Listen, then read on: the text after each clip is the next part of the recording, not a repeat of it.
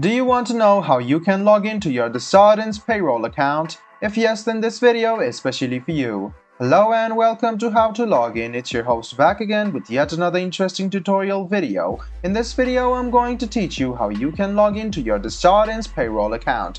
Go ahead and open any browser on your PC. Go to the search bar to search for Desjardins Payroll Login. Click on the first link which appears on your screen and it will take you to the official login portal of Desjardins Payroll or your employer D payroll. Now what you need to do is write down your user code in the first box. After you write down your user code, make sure it is correct. Then go ahead and write down your business code. And you can also click remember my user code and my business code.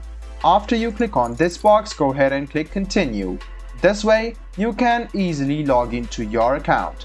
But wait a minute, another step is still left. After you write down your user code and business code, the next step is to write down your username and your password. After you write down your username and your password in the second step, click sign in and then you can easily sign in to your Desjardins Payroll account.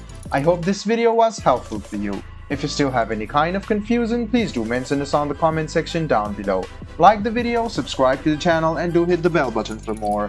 Hope to see you in the next video as well. Until then, goodbye, take care and make sure you enjoy.